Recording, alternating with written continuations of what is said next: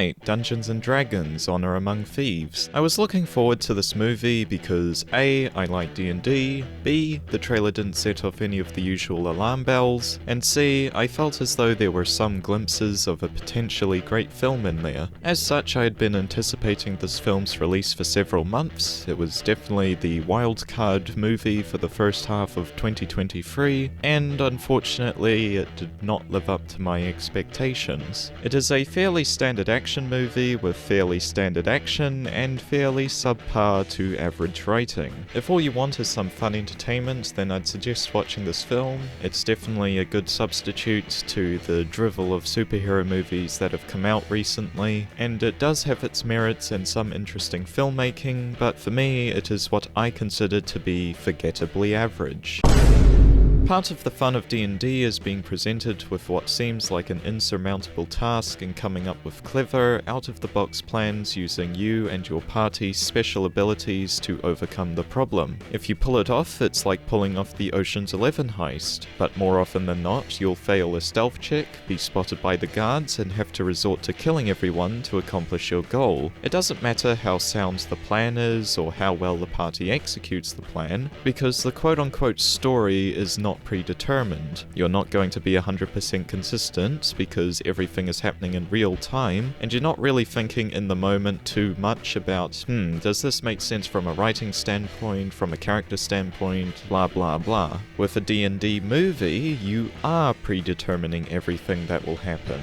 You are attempting to sell a cohesive narrative to the audience, and as such, I judge the quality of that cohesiveness as I would any other film. This is what most of my complaints about this film come down to, how everything is ultimately executed. The film fails at establishing coherent sequences of events for quite a good chunk of the film, and I can't really talk about this any further without getting into spoilers, so if you haven't seen the movie and just want to hear my spoiler-free thoughts on it, then skip to this part of the video. Spoilers in 3, 2, 1. The most frustrating example of the film trying to orchestrate a clever scene but failing in the execution is the one where they try to get the picture with the portal underneath it into the cart of treasures that is being guarded and escorted into the city's underground vault. I like the overall plan. I think it's a good plan. Just how the film executes it is just really unsatisfying. The idea of them putting the portal underneath the canvas was really clever. I like that a lot. What I don't like is how they get the picture onto the underside of the cart. Basically, Chris Pratt just lies in a pile of grass and hopes that nobody steps on him or walks on top of him. Like, the horses don't trample him as they go past. They're not slightly off center in the road so that one of the wheels just rolls on top of him. It just feels so lazy. Like, really? That's how you got onto the cart? It'd be difficult to get onto the underside of the cart anyway. It's just you have to come up with a really clever solution, and they just didn't. It's just very lazy. So Chris Pratt attaches it to the bottom of the cart, and then he sits up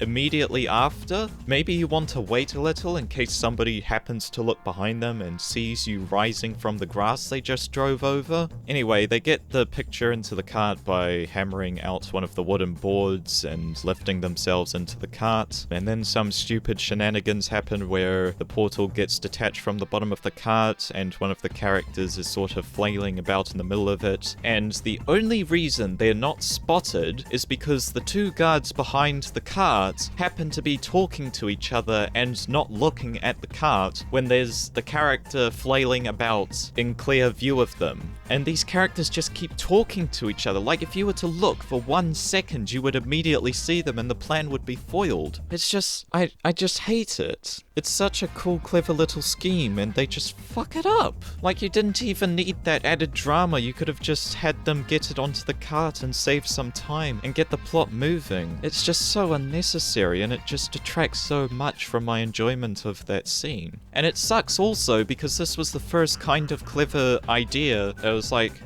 that's actually pretty clever. All your other plans have been kind of fine, but not really. And yeah, the first example of a good one just immediately falls flat. I hate it. This sequence is unfortunately indicative of a pattern in the film where something kind of clever will happen, but it's undermined by several stupid things that allow it to happen. There's also a really stupid plot device that is basically a portal gun. The characters don't have this initially, they get it because the barbarian character gets it from her dwarf ex-lover, and she gave this stick as a walking cane for him, and then he gives it back to her when they're on their way to go to this place called the Underdark. And when they get to the Underdark, they get to a bridge, and they can't cross it because it collapses. And they have no way of getting across, and then all of a sudden the barbarian drops the staff on the ground, and the sorcerer notices that it's a portal gun, and he's like, oh, we can just use this to cross the bridge. This is so poorly set up. It's only introduced so that they can get across this one area and have this device that all their plans thereafter rely on. The way they get it is just so unsatisfying. Maybe you could have had them stealing it from some guarded vault somewhere, or the sorcerer just has it. I don't know, it's just so lazily introduced. Again, I wish a D&D movie would go to great lengths to explain where things come from and do it in a satisfying way. It's doubly annoying because when the barbarian said, do you still have that cane that I gave you? I was sitting there and I thought, I really wish that's not going to become important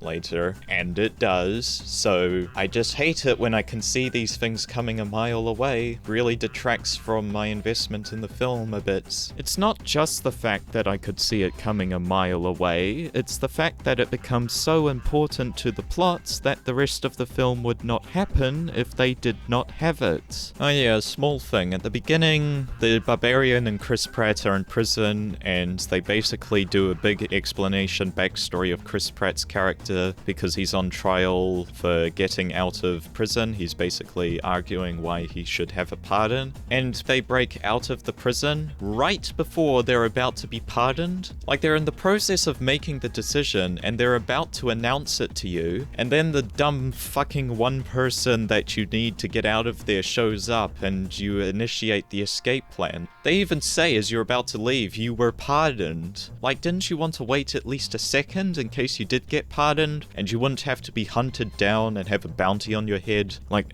this could have been written so much better. It could have been entertaining if they just had more clever plans and schemes that weren't just lazily introduced. If the whole movie was like the third act, I would have rated this higher and had a better time, but it's not. It's just this incredibly generic, boring, standard action movie stuff for an hour and a half, and then we get to the actual fun stuff. It's just tiring. I wish it was better written. I wish it was a better film. I guess I'll talk about some other stuff now. The acting was, mixed bag. It was mostly fine performances. I did not like Michelle Rodriguez at all. Hugh Grant was fun. I enjoyed every scene with him. I feel like there was some good character stuff, but I just didn't care for it at all. Every time a character gets introduced, it's like, wow, here's my backstory. Here's my core motivation. Here's what I want to do in the film. And that's in the first conversation the characters have with them. This happens like 2 or 3 times. Like, they meet the Dryad or the shape changer person, and she immediately says, I'm fighting for this Emerald Conclave or whatever to fight the evil mayor person, and I don't like humans because I'm a tiefling even though I look like a human and just have horns and a CGI tail that is barely noticeable throughout the entire film. That was distracting. In D&D, tieflings have different skin colors. They're like red and purple and all sorts of colors. They're not human colored, and their skin texture is just completely different. But I guess it's a good thing we didn't have CGI characters because you couldn't match the voice lines to the animation at all, so thank goodness that was only a small part of the movie. I did appreciate the CGI in this film. It's good standard CGI, sort of like Shazam 2, but it's more consistent here. There was far less shots where I was like, that looks really ugly. Despite being more consistent, I just didn't care as much. Maybe because it's not a superhero film and I was so shocked to see good CGI in a superhero film that I kind of gave it a pass in Shazam 2. Here, it's fine. There's nothing that blows me away. It's just standard CGI that I wish was in every superhero film. There were some good practical effects in the film, I'll give it that. I do like how in the third act we start to see some interesting dynamical action. We finally get to see the creative ways that the characters' different abilities can play off each other in a battle. At one point, one of the characters attacks a stone monster with a sword and it just bounces off because the monster's made out of stone. That's fun. I really wish I could remember more examples of positive experiences I had with the film, but it's just really forgettable. A lot of this film just feels very corporate and factory produced. I appreciate the genuine moments when we get them, but they're so bogged down by the surrounding material that I'm not really left with anything after watching the film. Even as I was walking out of the theatre, I was already forgetting everything I liked about the film and could only remember the bad bits. It has fun, entertaining action, but it's just very standard. Nothing in this film is exceptional. I'm not left with anything, and there's nothing in the film that makes me want to come back to it outside of watching the scenes again on YouTube, where the entertainment will be stripped of its context and feel pretty lame. It's not something like Top Gun Maverick, where, you know, I wasn't the biggest fan of it, but I appreciated the overall product and craft that went into making it, because the filmmakers that made it genuinely cared about making really, really entertaining action, and managed to have a script that was serviceable but didn't annoy me throughout the entire film. This just fails to give enough of a unique experience to make it stand out. I mean, it stands out next to the usual blockbuster shit we have thrown at us, but outside of that it doesn't leave a lasting impression. I guess this is just a long-winded way of saying that I didn't feel the filmmaker's voice throughout the entire film. The only voice I did hear was the corporate executives that produced this. So, in summary, the last third of this film is good. It kind of redeems the rest of the film. There are some clever moments and some satisfying action, but the rest is frustrating if you think about it for longer than a few seconds. If you just want some entertaining action, then it's worth sticking to the end. Otherwise, this is quite disposable and very forgettable. I really wish it was better. I was looking forward to this quite a lot. But unfortunately, the wildcard movie of the first half of the year gets a 5.5 out of 10.